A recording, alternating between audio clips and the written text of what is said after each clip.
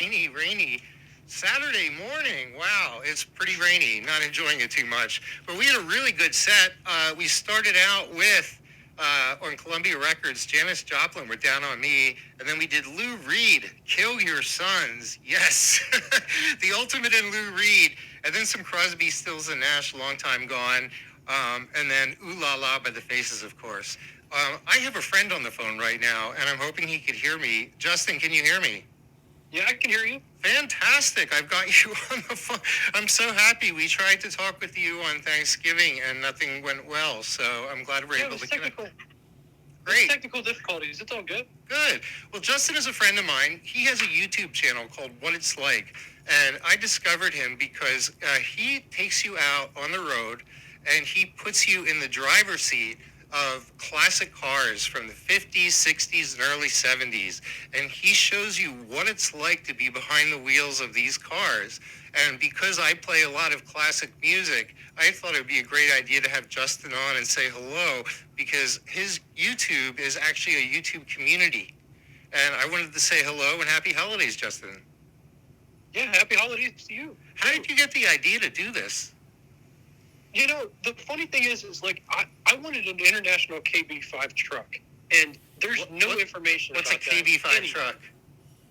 Yeah, and there's no information about that truck anywhere. And, like, I'm a guy, and I like the information presented to me.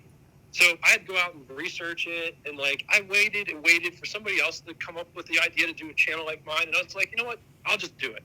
Okay. And that's how we kind of sort of got here. When did you start? September. It was like late September of 2021. Okay.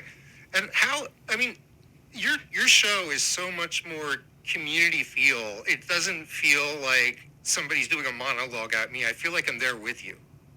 Right. That's the whole concept behind mine. It's impossible for me to know every single thing about every single car ever made. So I want it to be more or less like, there's things out there that are totally wrong. And that's where the comment section comes into play, because these people experienced these cars back in the day, and they could tell you what is fact and what is fiction. Okay. You know, so it kind of gives everybody a voice, not just the host. Now, even if you don't love cars, there's this nostalgia about the show that even if you're not a car fanatic, it still makes you want to watch. Right, because it's like looking at something from a totally different world.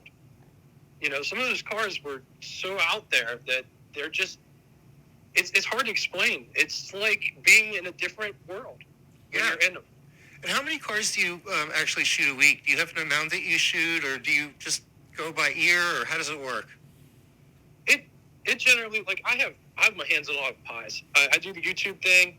The YouTube thing, like, generally, it's between 8 to 10 hours per video. That's shooting the car, that's writing the script, and I'm a one-man show. So okay. I do all the B-roll, I do all the scripts, and, yeah.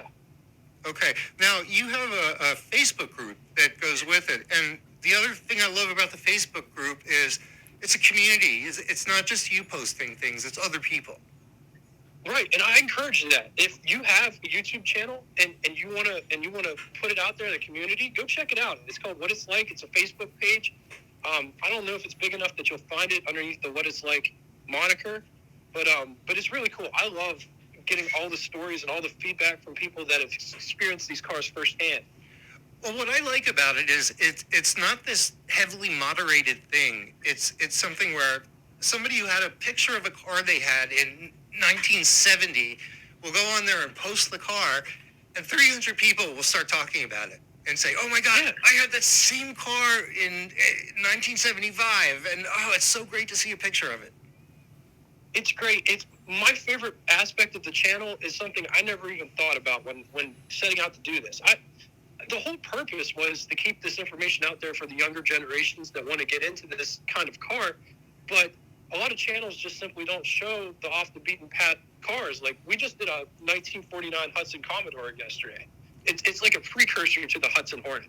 Okay. It's got the same body style and everything, but that car, you know, nobody talks about that car. Okay. Everybody talks about Mustangs, Camaros, and Firebirds, and the hobby is so much more than that. So as a younger person, who likes cars, but maybe isn't a car fanatic, what would be a good reason to tune in?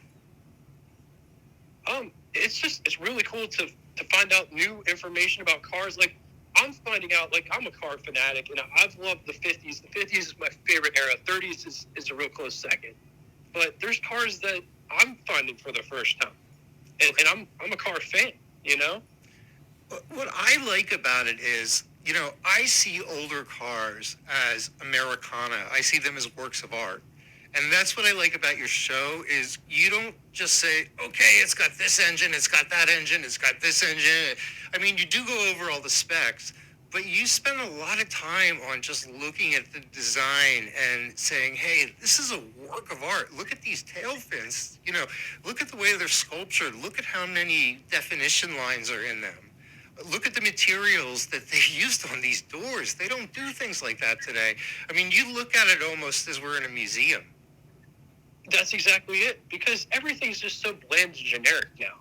I like to show people what things were back then and how far things have, like, really, I don't know, fallen. I mean, like, new cars are great. They're better. They're more economical. They get you from point A to point B better, but they're very isolated. Like, you don't experience the car. It's almost very generic and bland. People don't. I'm sorry. It's all good. It's like getting a McDonald's cheeseburger and then getting a Gordon Ramsay cheeseburger, And it's night and difference. People don't realize all the choices that they had. Like, for each car, you had 3 different rooftop styles. And you had a fastback and a hardtop and a pillared coupe. And then you had 20 different colors. And you just didn't get, like, 1 or 2 option packages. You could get the FM radio with manual brakes, but power steering, but no air conditioning. You can get any combination you wanted. Yeah, Chevy still offered heater options. Like, you could get a car with no heater in the 60s, or without a clock, or without a radio, and all of that stuff for weight savings for you to go faster. Jason, Jess, I called you Jason. I'm sorry. Now I gave you an identity complex. It's all good. Can you please give everybody, all the listeners, all the information so they know how to find you on YouTube and they know how to find you on Facebook? So if you would like to find me, the easiest way that I've found is if you type in what it's like and then type in an old car like Packard or Hudson or something, because there's a song called What It's Like, and that's generally what pops up. But if you type in Packard, it'll pop up. We've covered more Packards than any other channel, I think, to date. I can't say that with 100% certainty, but I can say that with like 95% certainty. Can you just type in what it's like also? Yeah, just type in what it's like, and then type in Packard or Hudson or Nash or something like old, or you can type in Pontiac, because the tags should bring that up. And okay. The Facebook group's the same thing. You can probably just type in what it's like and it'll pop up. And I encourage everybody to become a member, because the more members they have, the more videos that you'll see, the more they'll pop up on YouTube in the algorithm, the more resources you'll have to be able to do more things.